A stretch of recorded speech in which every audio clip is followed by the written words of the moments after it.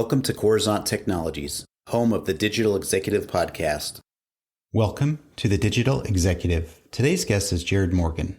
Jarrod Morgan is the founder and chief strategy officer of Meazure Learning, the parent company of ProctorU.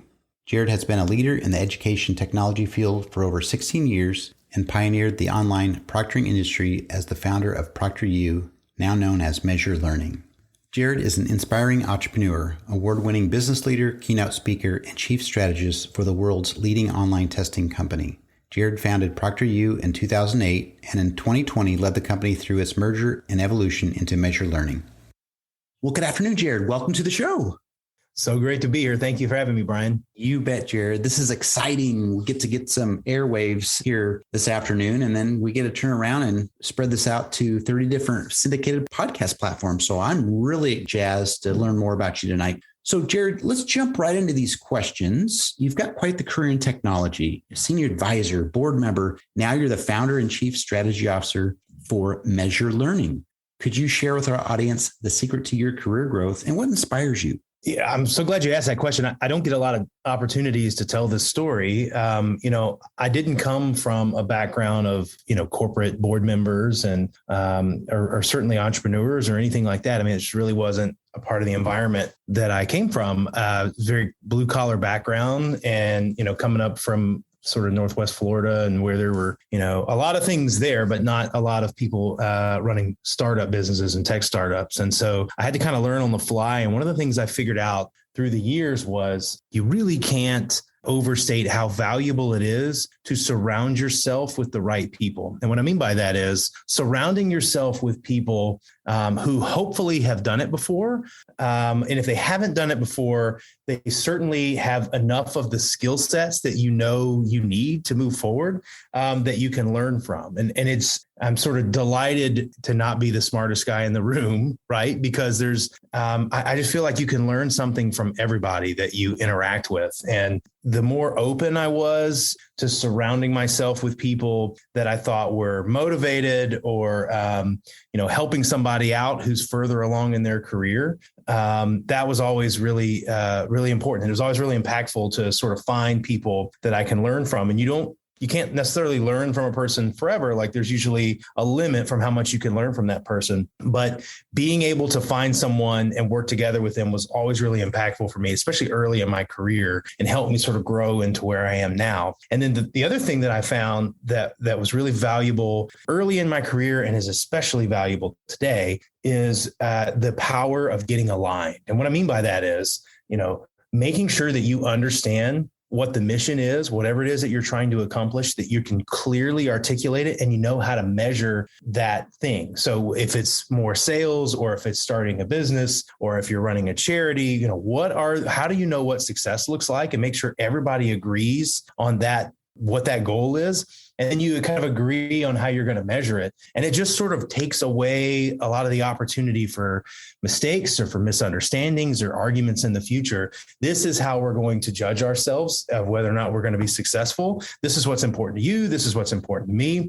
And it's not going to be emotional if we are or are not hitting our goal. We can be very objective about that. That's always been a really big help for me, is to find the right people, work with really good people, and then make sure that I get aligned towards the same goals with them. I love that. And I think the single most important resource, and you've heard this throughout your career, right, is people, especially within your business or your organization. And you're absolutely right. At every level of the spectrum, we learn from people. And I'm so glad you're sharing that and what you've learned through your journey. So, Jarrod, let's switching gears to this lockdown, right, or the pandemic. We've all had to make these sacrifices, and personally and within our business. But what are your plans for business growth going forward? And will it be any different than during the lockdown? Yeah, I mean, in many ways, the pandemic was a validation of our value proposition. I mean, if you're not familiar with Meazure Learning and what we do, our sort of our flagship product is ProctorU. It's an online version of monitoring someone taking a test and proctoring an exam. And so instead of going to a test center to sit down and do it on the paper, we have a service where you connect with someone and they interact with you, and they make sure you're not cheating. They make sure that you understand the rules and all that. It's like administering an exam, but doing it over a webcam over the internet. That was always like a convenience thing for the first 10-ish years of us existing. But once the pandemic came out, it was a validation of the fact that we did not have to physically be there and how valuable that could be in that moment. And so the plans for us going forward is to sort of take what we learned in 2020. There were a lot of organizations that used us for the first time and have all sorts of data. It's this giant unintentional case study on what organizations can actually use us in mass at scale and do it effectively. And we found that a lot of the organizations that thought maybe they would never get to a fully online distribution of an exam are now using us more than they're using the traditional methods to going to a test center, going to a campus. And I've had many organizations tell us that they can't imagine going back to their users and their constituents and saying, we're going to take this modality away from you now. Now you got to go back to physical presence in order to take an exam. You just couldn't imagine in this new world taking that away. And so where we're at today is helping organizations make sense of what 2022 looks like. What is 2023 going to look like? What is 2030 going to look like? And I don't even use the phrase post-COVID anymore, because who knows what that even means.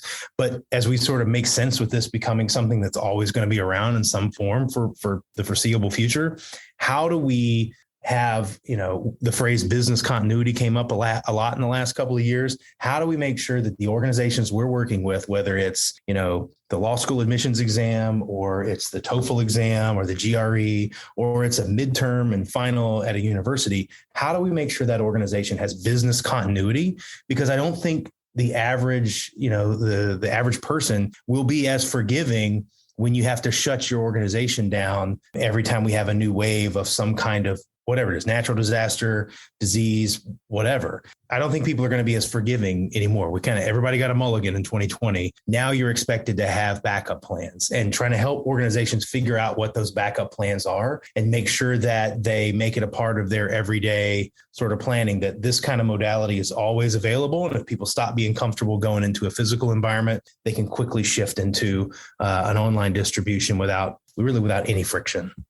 Thank you. And you're right. You've got to start. It's all about the planning, but you kind of laid out, what you need to be doing as far as business continuity and moving ahead for, you never know what's going to hit us again, right? Could be another pandemic down the road. So exactly. You got to have a plan, right? I mean, I think that's the thing that we sort of preach is, you have to, it's not acceptable to not have a plan for your normal, either your supply chain or your distribution to your customers.